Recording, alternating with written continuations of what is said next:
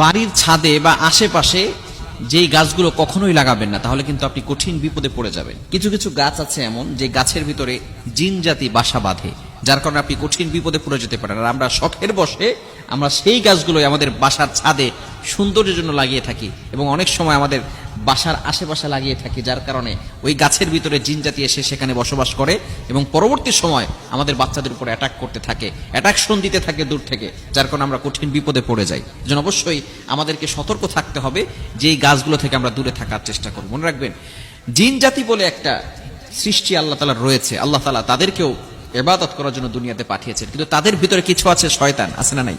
মানুষের ভিতরে ভালো খারাপ আছে না? জিনদের ভিতরেও ভালো খারাপ আছে। তো জিনদের ভিতরে যারা দুষ্ট, এরা কিন্তু দেখা যাচ্ছে মানুষকে কষ্ট দেয়।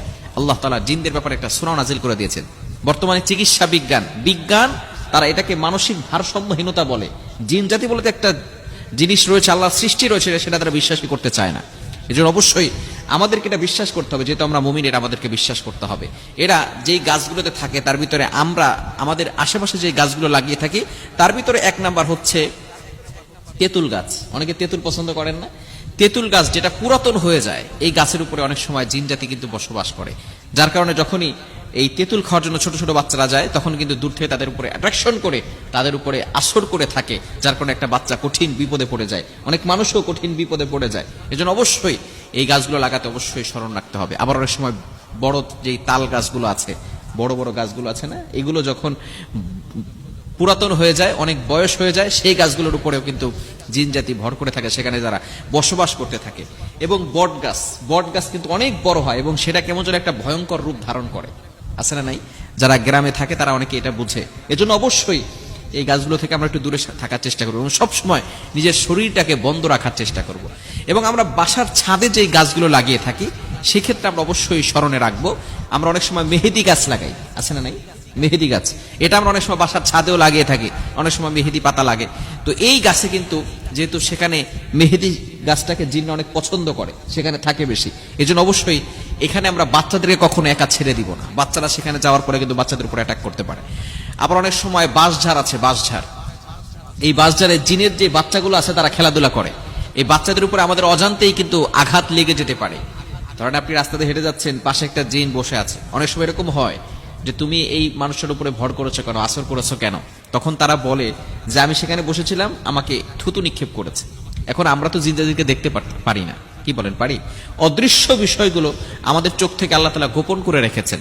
আল্লাহ তাআলা এমন কিছু পর্দা দিয়েছেন যার কারণে আমরা অদৃশ্য বিষয়গুলো আমরা দেখতে পারি না, জিনদেরকে আমরা দেখতে পারি না। এজন্য অবশ্যই এই গাছগুলো থেকে আমাদেরকে দূরে সরে আসতে হবে। 1 নম্বরে তেঁতুল গাছ, 2 নম্বরে তাল গাছ, 3 নম্বরে বট গাছ, 4 নম্বরে বাঁশঝাড়, আর 5 নম্বরে মেহেদি গাছ। এগুলো থেকে আমাদেরকে দূরে সরে আসতে হবে। এবং অবশ্যই ঘরের ভিতরে যে টয়লেট আছে সেখানে যাওয়ার সময় আমরা অবশ্যই দোয়া পড়ে ঢুকবো, কেননা ঘরের ভিতরে যে টয়লেট, আমরা বর্তমানে অ্যাটাচ টয়লেট হয়ে গেছে, ঘরের ভিতরেই টয়লেট থাকে, ঠিক কিনা? এই ঘরের ভিতরে কিন্তু কিছু খবিস জিন জাতি তারা বসবাস করে। এজন্য যখনই টয়লেটে প্রবেশ করবেন, বাম পা দিয়ে প্রবেশ করবেন, মাথাটাকে ঢেকে রাখবেন। বিশেষ করে নারীরা, মা বোনেরা চুল খোলা রেখে ওয়াশরুমে যাবেন না, টয়লেটে যাবেন না, মাথাগুলোকে ঢেকে রাখার চেষ্টা করবেন এবং অবশ্যই দোয়া পড়ে ঢুকবেন। আল্লাহুম্মা ইন্নী আউযু বিকা মিনাল খুবুসি ওয়াল খাবাইস। চমৎকার একটি দোয়া নবীজি সাল্লাল্লাহু আলাইহি ওয়াসাল্লাম আমাদেরকে শিখিয়ে দিয়েছেন। জিন জাতি যদি না থাকতো, খবিস জিন জাতি যদি না থাকতো, তাহলে টয়লেটের এই দোয়া নবীজি আমাদেরকে শিক্ষা দিতেন না। নবীজি সাল্লাল্লাহু আলাইহি ওয়াসাল্লাম আমাদেরকে শিক্ষা দিয়েছেন, টয়লেটে যখনই ঢুকবে তখনই আল্লাহুম্মা ইন্নী আউযু বিকা মিনাল খুবুসি ওয়াল খাবাইস, আল্লাহ আপনার কাছে আশ্রয় চাচ্ছি খবিস জিন জাতির কাছ থেকে। এজন্য অবশ্যই আমরা যখনই টয়লেটে প্রবেশ করব তখনই আমরা এই দোয়াটা পড়ব, কারণ এই দোয়া পড়লে জিনের মাঝে আর মানুষের মাঝে আল্লাহ তাআলা একটা পর্দা ঢেলে দেন, যাতে করে এই জিন জাতি মানুষদেরকে কোনো কুমন্ত্রণা দিতে না পারে এবং মানুষের উপরে ভর করতে না পারে, অ্যাট্রাকশন দিতে না পারে। এজন্য অবশ্যই আমরা এগুলো থেকে সতর্ক রাখবো এবং সব সময় 5 ওয়াক্ত নামাজের পরে আয়াতুল কুরসি এবং 4 কুল পড়ে বুকে ফু দিব এবং হাতে ফু দিয়ে পুরো শরীরটাকে মাসাজ করে দিব, যাতে করে কোনো ধরনের সমস্যা না হয়। এবং সকল প্রকার দুষ্ট জিন থেকে আল্লাহ তাআলা আমাদেরকে হেফাজত করুন। সকলে বলেন আমিন।